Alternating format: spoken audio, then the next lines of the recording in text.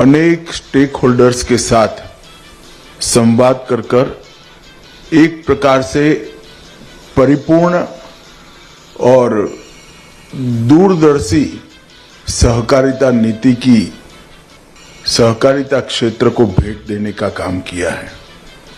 मेरे साथी मंत्री श्रीमान कृष्णपाल जी गुर्जर, श्री मुरलीधर महल, डॉक्टर आशीष भूतानी, सचिव सहकारिता, आज के कार्यक्रम में उपस्थित सहकारिता क्षेत्र के राष्ट्रीय स्तर पर काम करने वाले सभी सहकारी बंधुगण, पत्रकार छायाकार मित्रों, आप सभी का आज के कार्यक्रम में मैं स्वागत करना चाहता हूं।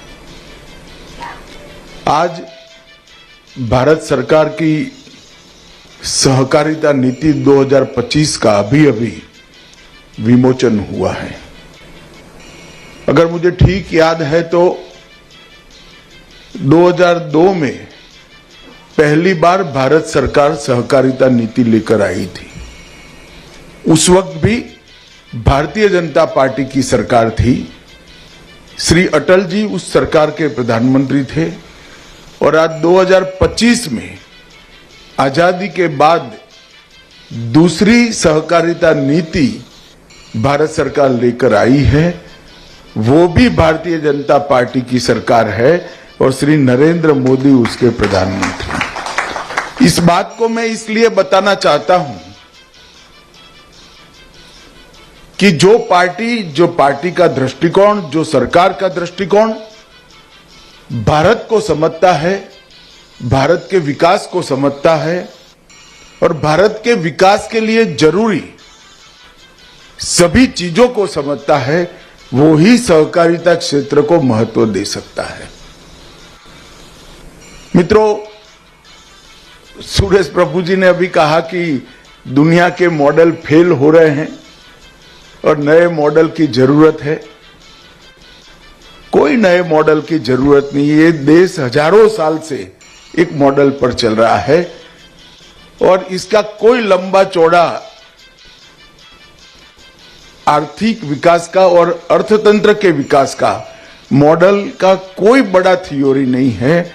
अगर मूल इकाई देश की और अर्थतंत्र की समृद्धि हो, रोजगारी युक्त हो और संतुष्ट हो तो वो इकोनॉमिकल मॉडल कभी फेल नहीं हो सकता। देश के अर्थतंत्र की और देश की मूल इकाई व्यक्ति है। अभी जो पूरी दुनिया में असमंजस दिख रही है, इसका मूल कारण है कि जीडीपी और जीडीएसपी के आधार पर अर्थतंत्रों की नींव डाली गई। उसमें व्यक्ति, नागरिक, उसका रोजगार, उसकी संतुष्टि, उसका सच्चे अर्थ में सुख, उसको साइड पर रखकर काम किया गया। भारतीय जनता पार्टी की नरेंद्र मोदी सरकार ने एक लक्ष्य रखा है कि 2027 में हम विश्व के तीसरे नंबर के अर्थतंत्र बनकर उभर आएंगे और मुझे विश्वास है हम चौथे नंबर पर पहुंच गए हैं, तीसरे नंबर पर जरूर पहुंच जाएंगे। परंतु इसके साथ साथ 130 करोड़ 140 करोड़ नागरिकों के सम विकास की भी जिम्मेदारी भारत की है। सबका सामूहिकता के साथ विकास हो, सबका सम विकास हो और सबके विकास के माध्यम से देश का विकास हो, ऐसा मॉडल बनाना ये भारतीय जनता पार्टी का मूल विचार है, भारत का मूल विचार है। और इसीलिए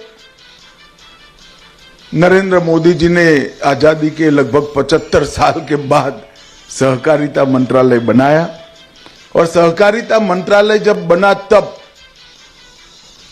सहकारिता क्षेत्र एक प्रकार से जीर्ण शीर्ण अवस्था में दिख रहा था। हम आज पीछे मुड़कर देखते हैं कि 4 साल में क्या हुआ है, तो सबसे पहला 4 साल में बाकी बहुत सारी सिद्धियां हैं।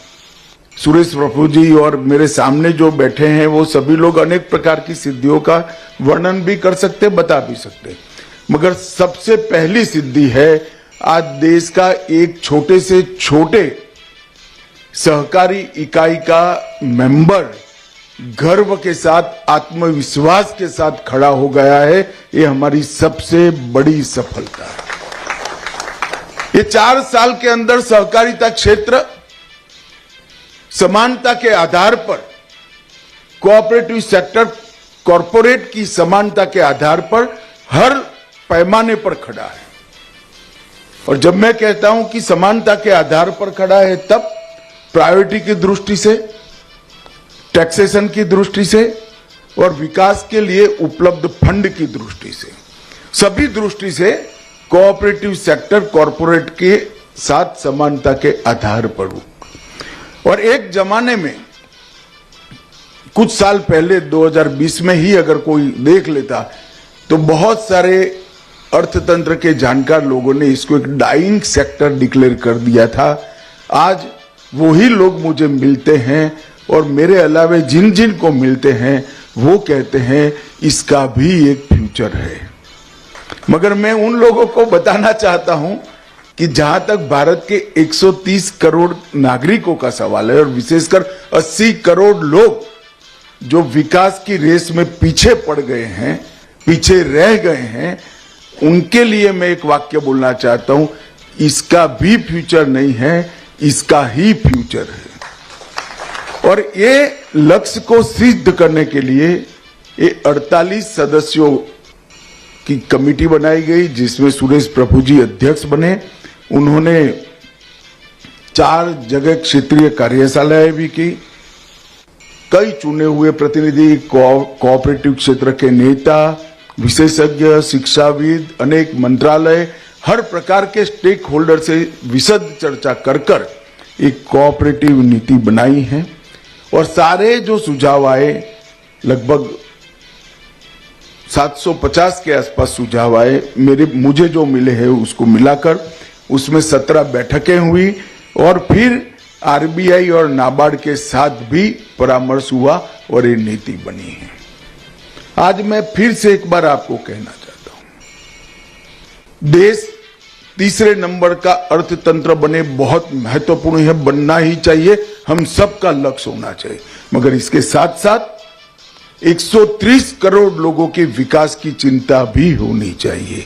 और मैं मानता हूं कि 130 करोड़ लोगों को साथ में रखकर देश के अर्थतंत्र का विकास करने की क्षमता केवल और केवल सहकारिता क्षेत्र में। नरेंद्र मोदी जी ने 80 करोड़ लोगों को एक 10 साल के अंदर घर दे दिया, घर में बिजली दे दी, घर में गैस का सिलेंडर दे दिया, शौचालय दे दिया, 5 किलो अनाज प्रति व्यक्ति प्रति माह मुफ्त दे दिया, 5 लाख तक का इलाज का सारा खर्चा दे दिया। अब ये 80 करोड़ लोगों के लिए सबसे बड़ा प्रॉब्लम है कि अब हम करें क्या, क्योंकि 10 साल पहले पूरा जीवन जो मेहनत, पूरा दिन जो मेहनत करते थे, ये चीजों के लिए करते थे। एक सरकार ने उनको 10 ही साल में सारा दे दिया। मैं तो गांव देहातों में घूमने वाला आदमी हूं, देश भर में घूमने वाला। कई लोग ऐसे हैं जिन्होंने मुझे कहा है, भाई हमारे पास 8 पीढ़ी के बाद हमारा खुद का घर आया है। कई लोग ऐसे हैं जिनके घर में पहली बार बिजली आई, नल आया है। गैस का सिलेंडर 12 करोड़ लोगों के घर में पहली बार आया है। वो हजम ही नहीं कर पा रहे। अब मैं करूं क्या? एक बड़ा वैक्यूम उसके जीवन में खड़ा हो गया। अब वो एक बड़ा वैक्यूम उसके जीवन में खड़ा हो गया। अब वो इससे आगे बढ़ना चाहता है। वो अपनी बच्ची के लिए स्कूटी लाना चाहता है, अपने घर में छोटा सा एयर कूलर लाना चाहता है, एक इस्त्री लाना चाहता है अपने कपड़ों को ठीक ठाक करने के लिए। मगर वो मेहनत करना चाहता है, उसके पास पूंजी नहीं है। तो छोटी छोटी पूंजी वाले अनेक लोगों को मिलाकर बड़ी पूंजी बनाकर एक उद्यम स्थापित करने की क्षमता केवल और केवल कोऑपरेटिव में है और कहीं नहीं है। और इसीलिए कोऑपरेटिव नीति बनाते वक्त ये बहुत ध्यान रखा गया है कि नीति का केंद्र बिंदु वो व्यक्ति होगा। 130 करोड़ लोग होंगे, वो गांव होगा, हमारा एग्रीकल्चर होगा, गांव की महिला होगी, दलित होगा, आदिवासी होगा। और इसी को दृष्टिगत रखकर इन नीति का निर्माण किया गया है। इसका विजन एक वाक्य में कहे तो सहकार के समृद्धि के माध्यम से 2047 में विकसित भारत बनाना, उसका मिशन प्रोफेशनल, ट्रांसपेरेंट और तकनीक से युक्त, जिम्मेदार और आर्थिक रूप से स्वतंत्र और आर्थिक रूप से सफल छोटी छोटी कोऑपरेटिव इकाइयों को बढ़ाना और हर गांव में एक कोऑपरेटिव कम से कम करना। ये लक्ष्य के साथ आज हम आगे बढ़े हैं और ये लक्ष्य को सिद्ध करने के लिए 6 स्तंभ, 6 पिल्लर तय किए गए। नींव का सशक्तिकरण, ग्रामीण क्षेत्र पर जो इकाइयां कोऑपरेटिव का काम कर रही है उसको मजबूत करना, कानून में लचीलापन लाकर अगर इकाई फेल कर जाती है तो लिक्विडेशन में ले जाकर नई इकाई रजिस्टर करना। एक भी गांव ऐसा ना हो, पंचायत ऐसी ना हो जहां पर कोऑपरेटिव की उपस्थिति न हो। जीवंतता प्रोत्साहित करना, आत्मनिर्भर, गतिशील और मजबूत कोऑपरेटिव इकोसिस्टम बनाकर हर इकाई को लाइव इकाई बनाने का प्रयास करना। हमारी जो सहकारी समितियां हैं, चाहे ग्रामीण सेल स्तर पर काम करती है, तहसील स्तर पर काम करती है, जिले स्तर पर काम करती है, स्टेट या अखिल भारतीय स्तर पर काम करती है, वो सारी समितियों को भविष्य की चुनौती के लिए तैयार करना और समावेशिता को बढ़ावा देना, मेंबर्स का, समितियों को भी बढ़ाना और समितियों के मेंबर्स को भी बढ़ाना। नए उभरते हुए क्षेत्रों में कोऑपरेटिव का प्रवेश कराकर कई सारे क्षेत्रों में कोऑपरेटिव की भावना के साथ काम करने की नई शुरुआत करना। हेल्थ में थोड़ा बहुत काम हो रहा था मगर अब ज्यादा काम होगा। टूरिज्म, टैक्सी, इंश्योरेंस और ग्रीन एनर्जी तक का बारीक प्लानिंग हमारे मंत्रालय ने किया है और टैक्सी और इंश्योरेंस में तो हम बहुत कम समय में बहुत अच्छी शुरुआत के साथ बाहर आएंगे। एक प्रकार से नए उभरते हुए क्षेत्रों में कोऑपरेटिव की एंट्री मतलब सफल कोऑपरेटिव इकाइयां इकट्ठा होकर एक कोऑपरेटिव बनाएगी जो नए क्षेत्र में कोऑपरेटिव की शुरुआत करेगी। उसका जो मुनाफा होगा वो इकाइयों के माध्यम से अंततोगत्वा पैक्स के मेंबर तक पहुंचेगा। इस प्रकार की एक बड़ी इकोसिस्टम तैयार करना और भविष्य की पीढ़ी के लिए भी कोऑपरेटिव एक बहुत अच्छा जरिया है देश के विकास का, ऐसी श्रद्धा खड़ी करना। अभी कहा कि कोऑपरेटिव को अब सम्मान मिला है। मैं आज आप सबके सामने हूं तब भी मैं कहना चाहता हूं कि सम्मान उसी को मिलता है जो सहायता नहीं मांगता है। कोई इकाई ऐसी न हो जिसको सहायता की जरूरत हो। सेक्टर को सहायता करने के लिए नरेंद्र मोदी जी की सरकार तैयार है, 24 घंटे तैयार है, मगर इकाइयों ने अपने आप को मजबूत करना पड़ेगा। मैं आगे बात करूंगा जब अर्बन डेवलपमेंट, अर्बन कोऑपरेटिव बैंकों की बात आएगी तब। इसके अंदर हमने 83 जगह इंटरवेंशन के पॉइंट्स तय किए, 83 हस्तक्षेप के बिंदु तय किए हैं और सुरेश प्रभु जी ने जैसे कहा, प्रभु जी जो जो चर्चा होती थी ये बीच बीच में बताते जाते थे, तो हमने पॉलिसी आने का राह नहीं देखा। 83 बिंदुओं में से 58 बिंदुओं पर काम हो चुका है और 3 पॉइंट हमारे पूरे भी हो चुके। कार्य प्रगति पर है। 58 का 3 बिंदु पूरे हो चुके हैं। 2 बिंदु ऐसे हैं जो निरंतर चलने वाले हैं, मतलब सातत्यपूर्ण तरीके से चलाने पड़ेगा, और 22 बिंदु पर अब नई शुरुआत होगी। तो ऐसे 83 बिंदुओं पर हमने ऑलरेडी काम शुरू कर दिया है। और मित्रों, सहकारी नीति जो है, इससे होगा क्या? निश्चित रूप से इस नीति को बारीकी से सभी राज्य जब इंप्लीमेंट करेंगे, तब एक समावेशी, सर्वसमावेशी, आत्मनिर्भर और भविष्य केंद्रित, फ्यूचरिस्टिक एक मॉडल बनेगा जो इस देश की कोऑपरेटिव को नया स्वरूप देने का काम करेगा। 2034 तक सहकारी क्षेत्र का देश के जीडीपी में योगदान 3 गुना बढ़ाने का काम हम करने वाले हैं। बहुत बड़ा लक्ष्य है, मुझे मालूम है, मगर हमने इसकी ठीक से तैयारी करी है। 50 करोड़ नागरिक जो एक्टिव मेंबर नहीं है या तो मेंबर ही नहीं है, ऐसे 50 करोड़ नागरिकों को एक्टिव मेंबर कोऑपरेटिव सेक्टर का बनाने का भी लक्ष्य रखा है।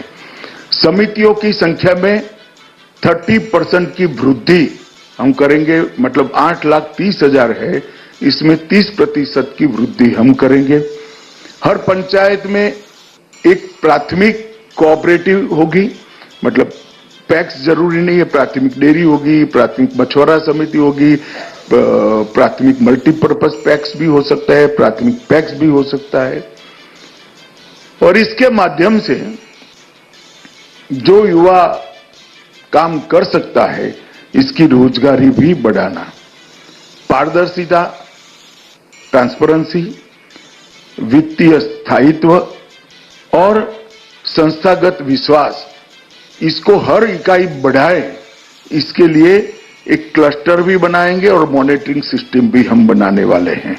और मॉडल सहकारी गांव मेरे मत क्षेत्र में सबसे पहले एक शुरू हुआ है, नाबार्ड का इनिशिएटिव है। ये मॉडल सहकारी गांव जो बने हैं, इसके एक्सपीरियंस का अनुभव कर कर कोऑपरेटिव सेक्टर, जीएससी बैंकों, मतलब स्टेट कोऑपरेटिव बैंकों के माध्यम से हर तहसील में 5-5 मॉडल कोऑपरेटिव गांव खड़ा करने का हम प्रयास करेंगे। श्वेत क्रांति 2.0 के जरिए महिलाओं की सहभागिता को हम इसके साथ जोड़ेंगे।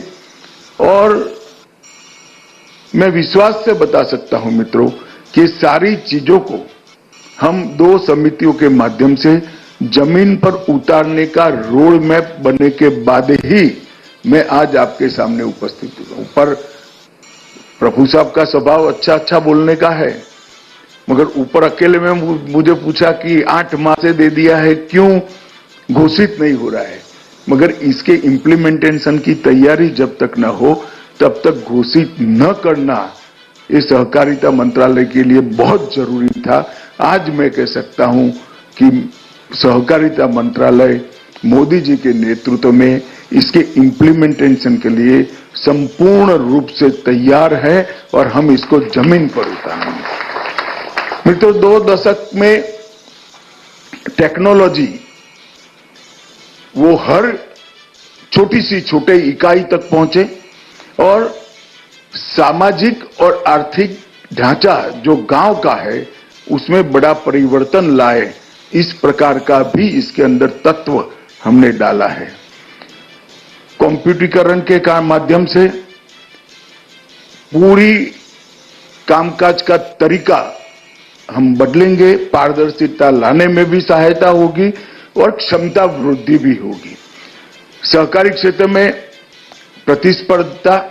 प्रतिस्पर्धा, वित्तीय स्थायित्व और पारदर्शिता और चुनौतियों का मुकाबला करने का लचीलापन, ये सभी को हम एक प्रकार के मॉनिटरिंग के माध्यम से नीचे तक पहुंचाएंगे और हर 10 साल में कानून में जरूरी बदलाव करने के लिए भी हम इसके अंदर व्यवस्था करने वाले हैं, क्योंकि कानून जब देश बदलता है तो हर सेक्टर को चलाने के लिए नियम भी बदलने पड़ते हैं और कानून भी बदलना पड़ता है।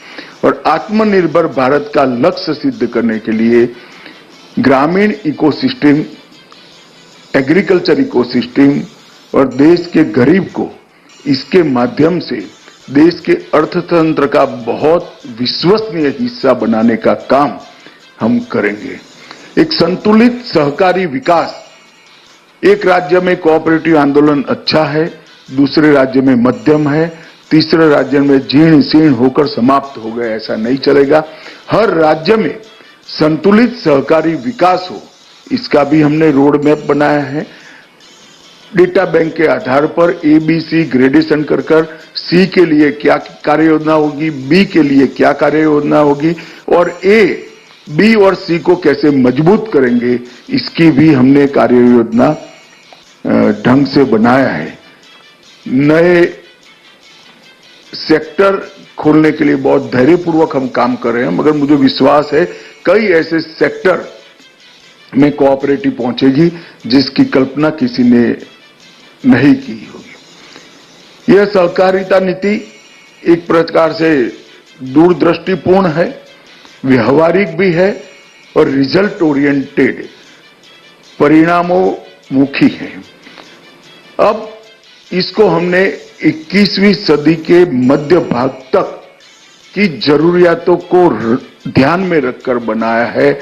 मतलब 2047 तक जब भारत की आजादी की शताब्दी मनाई जाएगी, यही कोऑपरेटिव पॉलिसी के आधार पर हमारे देश का कोऑपरेटिव आंदोलन बढ़ेगा। सहकार से समृद्धि के लक्ष्य के लिए GDP में बढ़ोतरी के साथ साथ रोजगारी और व्यक्ति का आत्मसम्मान, ये दोनों को भी लक्ष्य बनाया गया है। सदस्य केंद्रित मॉडल, उसको नींव बनाने का काम किया है। कोऑपरेटिव का उद्देश्य क्या होना है? सदस्य का कल्याण, मेंबर का कल्याण, ये कोऑपरेटिव का उद्देश्य होना चाहिए। इसके आधार पर इसको नींव बनाकर एक सहकारिता नीति का निर्माण किया गया है। महिला, युवा, ट्राइबल और दलित, इसकी हिस्सेदारी देश के आर्थिक विकास में बढ़ाने के लिए बहुत मौके सृजित करने पर भी ध्यान दिया गया है। और सरकारी समिति को आने वाले दिनों में कुछ ग्रुप में डिजिटल प्लेटफॉर्म खड़ा कर हर एक प्रकार की सहकारी समिति का अपना डिजिटल प्लेटफॉर्म हो। इनकी दृश्यता, विजिबिलिटी और इनकी पहचान, उसको भी हम आगे बढ़ाएंगे। कोऑपरेटिव बैंकों के विकास के लिए भी ढेर सारा आयोजन सहकारिता मंत्रालय ने किया है। अर्बन कोऑपरेटिव बैंकों के लिए काफी कुछ हुआ है, मगर बाकी सारे क्षेत्रों में कम हुआ है। इसका मूल कारण था कि अर्बन कोऑपरेटिव बैंकों की एक प्रकार से टेक्नोलॉजी की दृष्टि से आर्थिक सक्षमता बढ़ाने के लिए, पारदर्शिता के लिए एक अम्ब्रेला ऑर्गेनाइजेशन की जरूरत थी। बहुत साल से सवाल चल रहा था। सहकारिता मंत्रालय बनने के पहले ही फेडरेशन ने इसके लिए, रिजर्व बैंक ने इसके लिए इनिशिएटिव लिए थे, मगर मुझे आनंद है आप लोगों को कहते हुए कि इसका काम लगभग समाप्त हो चुका है और अब वो अम्ब्रेला ऑर्गेनाइजेशन का उपयोग कर इसका विस्तार करने का भी हम काम करेंगे। और कॉमर्शियल बैंकों के समकक्ष अच्छी शेड्यूल्ड कोऑपरेटिव बैंक खड़ी हो, कहीं पर भी दोयम दर्जे का व्यवहार न हो, इसको हम सुनिश्चित करेंगे, क्योंकि हम इसको चलाने की, अच्छी तरीके से चलाने का एक तंत्र खड़ा कर चुके हैं। ग्लोबल विस्तार, वैश्विक विस्तार और अंतर्राष्ट्रीय बाजारों में पहुंच के लिए हमने एक एक्सपोर्ट की कोऑपरेटिव बनाई है। टेक्नोलॉजी के आधार पर पारदर्शी प्रबंधन करने के लिए भी पैक्स का मॉडल बन चुका है। अर्बन कोऑपरेटिव बैंक का मॉडल बनना शुरू है। तो आने वाले दिनों में हर प्रकार की कोऑपरेटिव में टेक्नोलॉजी के आधार पर पारदर्शी प्रबंधन, इसके लिए भी हम चिंता करेंगे। पर्यावरण का स्थायित्व और चक्रीय अर्थव्यवस्था, कोऑपरेशन एमॉन्ग्स कोऑपरेटिव, इसको हम आगे बढ़ाएंगे। इसके बहुत 3 राज्यों में एक्सपेरिमेंट पहले 1 में चलता था, आज 3 में चलता है। बहुत अच्छे नतीजे मिले हैं और विश्वसनीयता बढ़ी है। अब काफी सारी सरकारी योजनाओं में हम कोऑपरेटिव को जब इंक्लूड करेंगे तो इसका क्यूमुलेटिव इफेक्ट से परिणाम मिलने की शुरुआत होगी। और एक ऐसा कोऑपरेटिव सेक्टर बनाना है जिसमें युवा अच्छे से अच्छा एजुकेशन लेकर कोऑपरेटिव को अपने कैरियर बनाए, ऐसा एक विश्वसनीय कोऑपरेटिव मॉडल इस देश में खड़ा करने का हमारा लक्ष्य है। मित्रों, मैं इतना कह सकता हूं कि ये नीति, सहकारिता नीति को जब कोई पढ़ेगा तो प्रथम दृष्टया इसको लगेगा इसमें नया क्या है। बहुत सरल भाषा में, सादी भाषा में बनाई गई है, मगर मेरा आपसे आग्रह है कि इसके मूल तत्व को पकड़िएगा। कोऑपरेटिव सेक्टर की सारी समस्याओं का समाधान, आने वाले 25 सालों तक कोऑपरेटिव सेक्टर का विकास और कोऑपरेटिव सेक्टर को अर्थतंत्र के विकास के लिए जुड़े हुए जितने भी सेक्टर है, सभी सेक्टरों के समकक्ष खड़ा करने की क्षमता, ये क्षमता की निर्मित ये कोऑपरेटिव पॉलिसी के अंदर है। ढेर सारा काम हमारा समाप्त हो चुका है। देश भर का राष्ट्रीय सहकारी डेटाबेस बन चुका है। अब ये डेटाबेस का अपडेट करने का काम भी 2-3 महीनों में जिला स्तर से, तालुका स्तर से शुरू हो जाएगा। इसका जियो मैपिंग भी शुरू हो चुका है। पैक्स को लिए कॉमन बायलॉज बनाना बहुत सरल था, मगर देश भर के पैक्स इसको एडॉप्ट करे, सभी राज्य इसको अडेप्ट करे, बहुत कठिन था। मगर आज मैं बड़े हर्ष के साथ आपको बताता हूं, सभी राज्यों ने मॉडल बायलॉज को एडॉप्ट कर लिया है without any political difference of opinion. और अब तक लगभग 45,000 नई प्राइमरी सोसाइटीज जो 2 लाख बनानी से है, इसमें बनाने का काम लगभग समाप्त हो चुका है। पैक्स का कॉम्पिटिकरण का काम भी समाप्त हो चुका है और 25 नए काम जो पैक्स के साथ जोड़े थे, 2 छोड़कर सब में कुछ न कुछ प्रगति होकर एक सफल मॉडल बनाने का हम काम कर रहे हैं। जैसे प्रधानमंत्री जन औषधि केंद्र, अब तक 4108 पैक्स को स्वीकृति मिल चुकी है। पेट्रोल डीजल के रिटेल आवेदन 393 पैक्स ये काम कर चुके हैं। एलपीजी की डिस्ट्रीब्यूटरशिप के लिए भी 100 से ज्यादा पैक्स कर चुके हैं। हर घर नल से जल का प्रबंधन भी मिला है। पीएम सूर्यघर योजना का काम भी पैक्स कर रहे हैं। कई सारी चीजें हमने समाप्त कर दी। इस सब के लिए एक वेल ट्रेन मैन पावर के लिए त्रिभुवन सहकारी यूनिवर्सिटी की नींव डालने का काम भी समाप्त हो चुका है। कुछ ही दिनों में अस्थायी परिसर के अंदर हम इसका कामकाज शुरू करेंगे।